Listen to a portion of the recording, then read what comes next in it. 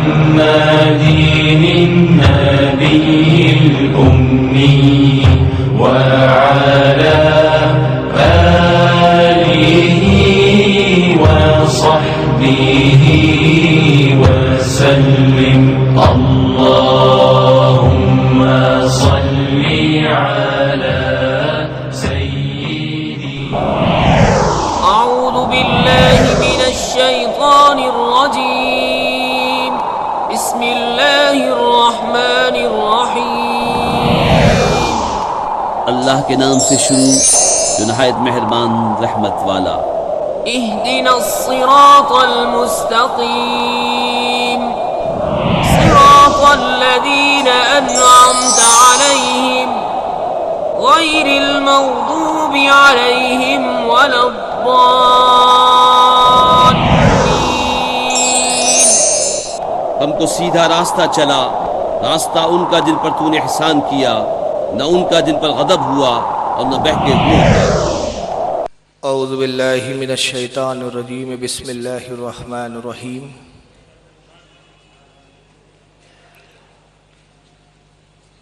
अल्हम्दुलिल्लाह अल्हम्दुलिल्लाहिल्लज़ी फ़द्दला अला सय्यिदिना व मौलाना मुहम्मदिन सल्लल्लाहु अलैहि वसल्लम अलल आलमीन जमीआ।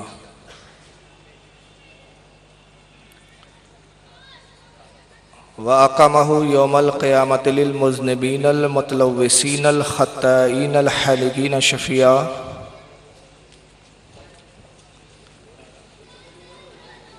व सल्लल्लाहु तबारक व तआला अलैहि व अला कुल्लि मन हुवा महबूबुन व मर्दियुल लदै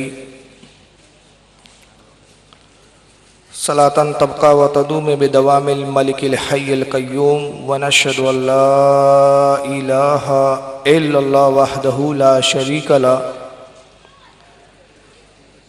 व नशहदु अन्ना सय्यदना व मौलाना मुहम्मदन अब्दुहु व रसूलुहु बिल हुदा व दीनिल हक़्क़ अरसला। क़ाल अल्लाहु तबारक व तआला फ़िल क़ुरानिल मजीद वल फ़ुरक़ानिल हमीद इन्नल्लाह व मलाइकतहु युसल्लूना अलन नबी या अय्युहल्लज़ीना आमनू सल्लु अलैहि व सल्लिमू तस्लीमा। अल्लाहुम्मा सल्लि अला सय्यिदिना मौलाना मुहम्मदिन अदद मा फ़ी इल्मिल्लाहि सलातम दाइमतम बिदवामिन मलिकिल्लाह सल्लल्लाहु तआला अलैहि वसल्लम। मुअज़्ज़ज़ उलमा इकराम,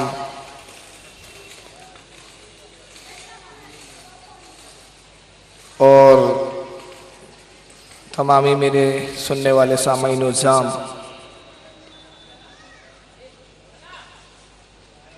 मेरे लिए बड़ी खुशकिस्मती की बात है कि शायद ही किसी मुक़र्रिर के लिए अल्लाह ताला ने बॉम्बे की सरज़मीन पर इतनी मकबूलियत दी होंगी कि जितने छोटे अरसे में मुझे बॉम्बे की सरज़मीन पर आपकी मोहब्बत का तोहफ़ा अता हुआ। एक महीने में ये मेरी तीसरी हाज़िरी है। सबसे पहले तो मैं जनाब शकील भाई के चैनल पर आया था, जश्न मिलादुन नबी के मौके पर 3 रोज़ा प्रोग्राम उनके स्टूडियो में हुआ। फिर उसके बाद 5 रोज़ा जलसा बिश्ती मोहल्ले में सरकार गौसे आज़म की 11वीं शरीफ के मौके पर मुनक्किद हुआ, और अभी ये महीना चल ही रहा है कि ये दूसरा प्रोग्राम। और माशाअल्लाह यहाँ पर जो सुन्नियत का मैंने काम देखा, हमारे उलमा इकराम बड़ी मेहनत करते हैं यहाँ और कोशिश करते हैं कि सही अक़ायद आप तक पहुँचाए जा सके। हमारे करम फरमा जनाब उज़ैर भाई ने चंद सीढ़ियाँ मेरी सुनी थी, उन्हीं सीढ़ियों से मुतासिर होकर आज का जलसा उन्होंने मुनक्किद किया और मुझे इस बात का मौका अता किया कि मैं अपने इमाम और हम सब के इमाम, हम सब के मोहसिन हज़रत सैयदना इमाम आज़म अबू हनीफ़ा रज़ियल्लाहु ताला अन्हु की ज़िंदगी के गोशों पर उनके कारनामों पर कुछ गुफ्तगू करूं। जैसा कि आप देख रहे हैं कि ये इमाम अबू हनीफा इमाम आज़म कॉन्फ्रेंस है और आज जो उन्वान मुझे दिया गया है वह है तकलीद। तकलीद पर किसी ज़माने में कोई इख्तिलाफ रहा ही नहीं, लेकिन कुछ लोग ऐसे हैं कि जो जहनों में शुबात डालने लगे तकलीद के ताल्लुक से, बाद उसको कुफ्र कहने लगे, हराम कहने लगे, शिर्क कहने लगे, और माज़अल्लाह 1300 साल से जितनी उम्मत मुस्लिमा तकलीद की कायल चले आ रही है सबको मुशरिक समझ लिया और खुद तौहीद के और ईमान के ठेकेदार बन गए। आज इंशाअल्लाह प्रोजेक्टर पर चंद क्लिपें भी आप देखेंगे कि तकलीद के ताल्लुक से इन लोगों के क्या नज़रियात है, और मैं इसे नज़रियात नहीं कहता, नज़रिए की भी तो कुछ दम होता है, कुछ असल होती है, क्या खुराफात है, मैं उसे खुराफात का नाम देता हूँ। जिन लोगों को तकलीद की तारीफ भी नहीं मालूम, अब वो आजकल मीडिया का सहारा लेकर और इंटरनेट के ज़रिए, मीडिया के ज़रिए ये बावार कराने की कोशिश करते हैं कि जो लोग तकलीद करते हैं वो सब जाहिल गवार है, हम इल्म के इतने जानने वाले हैं कि हमें तकलीद की ज़रूरत नहीं है, कुरान और हदीस से हम खुद मसाइल अखज़ कर सकते हैं, और जितने लोग तकलीद कर रहे हैं वो सब शिर्क में मुब्तला है। इससे पहले कि मैं तकलीद के दलाइल कुरान और हदीस की रोशनी में पेश करूं, सबसे पहले मैं ये दिखाना चाहता हूं कि आप देखें कि तकलीद की तारीफ इनके नज़दीक क्या है। चुनांचे आप ही के शहर के रुसवाए ज़माना, जिनका नाम भी आज तक तब्दील नहीं किया उन्होंने, बारहा मैंने अपनी तकरीरों में कहा, और जहाँ तक मैं समझता हूँ मेरी तकरीरें उन तक पहुँच चुकी है, नेट के ज़रिए भी और बाज़ाब्ता सीडियो के ज़रिए भी। जिसका नाम ही गैर मुस्लिम जैसा है वो दूसरों को शिर्क और मुशरिक कह रहा है। असल नाम की जब मैंने जस्तजू की तो मालूम हुआ कि असल नाम तो ज़ाकिर हुसैन है, मगर इमाम हुसैन के कातिल यजीद की तारीफ क्या की, अल्लाह ने ऐसी लानत मुसल्लत कर दी कि हुसैन बीच से गायब हो गया, ज़ाकिर नाइक रह गया। अब आप तर्जुमा कर लीजिए तो मीनिंग निकलता है नाइक का जिक्र करने वाला। ये नाइक कौन है पता नहीं, जिसका ये जिक्र करता है। तो हुसैन का जिक्र करना इन्हें नसीब नहीं है। तो आइए सबसे पहले मैं उसी का जायजा लेते हुए बताऊं कि तकलीद की तारीफ में ये साहब क्या कहते हैं, जरा इसको मुलाहिजा फरमाइए आप। तकलीद के ताल्लुक से क्या फरमाएंगे आप? तो तकलीद के मानी क्या इंपॉर्टेंट है। तो मैं ये कहता हूं कि अगर किसको आप तहकीक करके भरोसा करते हैं और उसकी बात मानते तो कोई एतराज नहीं, लेकिन अगर वो इंसान जिसकी आप बात मानते उसके खिलाफ अगर सबूत पेश करते कुरान और हदीस की रोशनी में, फिर भी आप उसकी बात मानते, उसे कहते हैं तकलीद। सही तरीके से मतलब एक आदमी को आप जानते हैं, स्कॉलर है, उसने फतवा दिया, आपने उसकी बात मान ली, ठीक है, आप तो आम आदमी है, तो आप कुरान में जो लिख रहा है फसल वाले जिक्री इनको तालमून, उससे पूछे में आपने पूछा, आपने बात मान लिया, उसे तकलीफ नहीं कहेंगे। लेकिन दूसरा शख्स आके कहता है कि जो आलिम के पास आप गए उसका फतवा कुरान और हदीस के खिलाफ है, फिर भी आप बोल लेने वो बड़ा आलिम है, मैं उसकी बात मानूंगा। हवाला मिलने के बाद, सबूत मिलने के बाद, कुरान और हदीस की रोशनी में फिर भी आप उस आलिम की बात माने, उसे कहते हैं तकलीद। तकलीद की तारीफ जो डॉक्टर जाकिर नाइक साहब ने की वो आपने सुना। मैं अपनी ज़बान में बता दूं कि वो तकलीद की तारीफ ये कर रहे थे कि तकलीद इसे कहते हैं कि कुरान और हदीस के हवाला मिलने के बावजूद, कुरान और हदीस की कोई बात लाता है आपके सामने, उसके बावजूद भी अगर आप कहते हैं कि मैं कुरान और हदीस नहीं मानता, मैं इस शख्स की बात मानूंगा, तो यह है तकलीद। तकलीद की ये तारीफ करके वो ये बताना चाह रहे हैं कि जितने मुक़ल्लिद हजरात हैं वो कुरान और हदीस को मानते ही नहीं, और जितने इमामों को माना जाता है, 4 आइम्मा को माना जाता है, ये चारों आइम्मा ने जो बातें की वो कुरान और हदीस के खिलाफ की।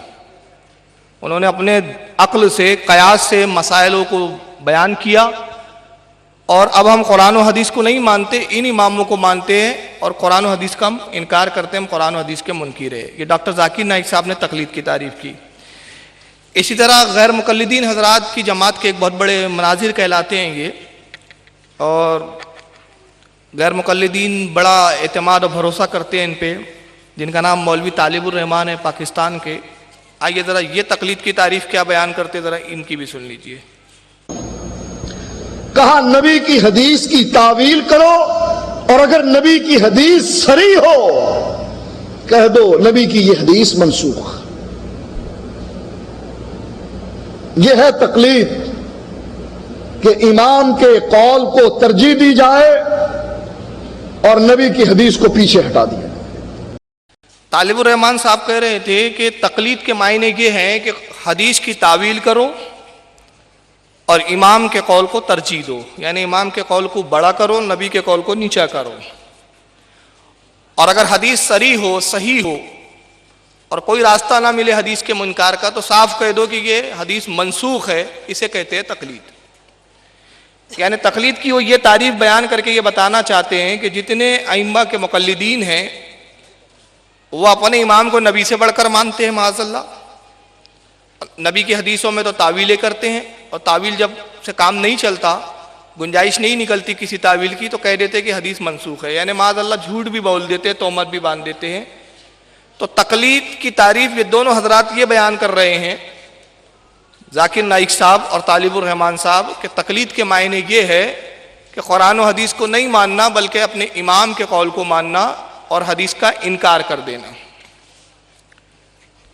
अब यहां एक बात मैं अर्ज करना चाहता हूं, और वो बात ये है कि डॉक्टर जाकिर नाइक साहब से गुजारिश है, वो तो बॉम्बे में ही रहते हैं, तालिबुर रहमान साहब तो पाकिस्तान में हैं, उन तक तो रसाई थोड़ी मुश्किल है, इन तक रसाई थोड़ी करीब है। क्योंकि मैं बॉम्बे आ भी सकता हूं, वो चाहे तो वो नागपुर भी आ सकते हैं। तो जाकिर साहब से गुजारिश है कि तकलीद की तारीफ हमारे किस इमाम ने किस किताब में बयान की, जरा ये बयान कर दें। और अगर वो ये बयान नहीं कर सकते तो इसका मतलब साफ है कि जाकिर नाइक एक झूठे इंसान का नाम है, जो झूठ से काम लेते हैं। हमारे अइम्मा ने तकलीद की तारीफ कतन बयान नहीं की। तकलीद के लफ्जी मायने होते हैं कुलादा, गर्दन में तौक डालना, और शरई मायने होते हैं किसी के कौल और फेल को बिला दलील के अपने ऊपर लाजिम कर लेना, यानी उससे दलील पूछे बगैर, इस एतमाद के साथ कि जिसका हम कौल ले रहे हैं, जिसके कौल को हम सुनकर अमल करेंगे, ये कुरान और हदीस का इतना जानने वाला है कि जो कुछ कहेंगे ये कुरान और हदीस की रोशनी में कहेंगे।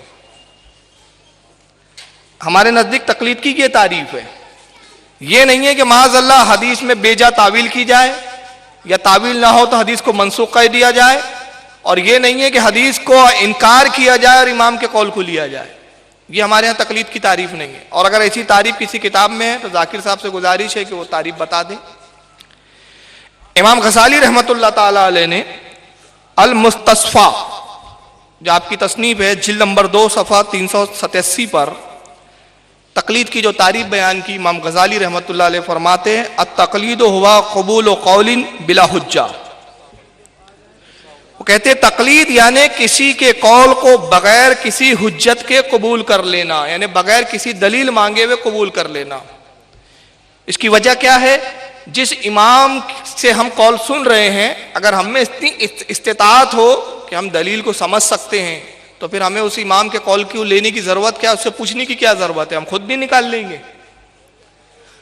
तो तकलीद के मायने इमाम गज़ाली रहमतुल्लाह ताला अलैह फरमाते हैं कि यह है कि किसी के कौल को बगैर किसी हुज्जत के दलील तलब किए हुए, उसके इल्मों पर एतमाद करते हुए यकीन कर लेना, यह कहलाता है तकलीद।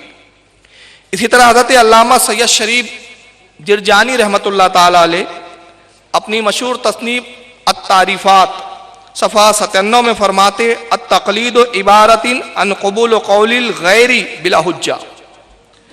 कहते हुज्जत और दलील के बगैर किसी की बात मान लेना तकलीद है। इसी तरह मुसल्लम सुबूत मदारिस में पढ़ाई जाती है, चुनांचे मुसल्लम सुबूत में साहिबे मुसल्लम सुबूत तकलीद की तारीफ ये बयान करते, अत-तक़लीदुल अमल बिक़ौलिल गैरी मिन गैरि हुज्जा, यानी तकलीद वो अमल है कि जिसमें किसी के कौल को बगैर किसी हुज्जत व दलील के मान लिया जाए, यह है तकलीद। और याद रखिए, जब हम किसी इमाम की तकलीद करते हैं तो तकलीद तभी हम करते हैं कि जिसमें कुरान और हदीस के अक़वाल नहीं मिलते हमें। एक चीज। दूसरी, अकायद में हम तकलीद नहीं करते। अकायद में कुरान और हदीस पर ही अमल किया जाता है, इमाम के कौल पे नहीं किया जाता। ये नहीं कहा जाता कि हम अल्लाह को इसलिए मानते हैं कि इमाम अबू हनीफा ने कहा, हम रसूल को रसूल इसलिए जानते हैं कि इमाम अबू हनीफा ने या इमाम शाफई रहमतुल्लाह अलैह ने फरमाया। वहां हम तकलीद नहीं करते। तकलीद कहां की जाती है? जहां पे कुरान और हदीस के अकवाल हमें ना मिले, और जहां हदीस ऐसी आ जाए कि जिसमें हम अपने इल्म के एतबार से तय न कर सके कि कौन सी हदीस सही है, कौन सी मौजू है, कौन सी मनसूख है, कौन सी मुहकम है, उस वक्त हम इमाम के कौल पर, इमाम जो फैसला करता है उसके कौल को ले लेते हैं। यह है तकलीद। पूरे रुए जमीन पर इस वक्त मुसलमान, और जब से नबी पाक सल्लल्लाहु अलैहि वसल्लम के ज़माने ज़ाहिरी के बाद से दो तरह के मुसलमान चले आ रहे हैं, और क़यामत तक दो तरह के ही मुसलमान हो सकते हैं। तीसरी कैटेगरी मुसलमान की कोई हो ही नहीं सकती। मुसलमानों की पहली कैटेगरी में आते हैं मुजतहिद। मुजतहिद उसे कहते हैं कि जो कुरान का इतना इल्म रखता है कि उसके नासिख, मनसूख, मुहकम, मुतशाबिहात, इन सब चीज़ों पर उसको अबूर हासिल हो। कौन सी आयत कब नाजिल हुई, इसका शान नुज़ूल क्या है, इसका मकसद क्या है, इससे क्या मसाइल इस्तंबात किए जा सकते हैं, कौन सी आयत मनसूख है, कौन सी जो है मुहकम है। ये जो उलूम पर, इन उलूम पर जो महारत रखता है, जो अहदीस पर महारत रखता है, अहदीस में कौन सी मनसूख है, कौन सी मौजू है, कौन सी ज़ईफ है, और हदीस की कौन सी कैटेगरी में ये हदीस आती है, ये जितने उलूम पर जो महारत रखता है वो कहलाता है मुजतहिद। और मुजतहिद को किसी की तकलीद करना जायज़ नहीं।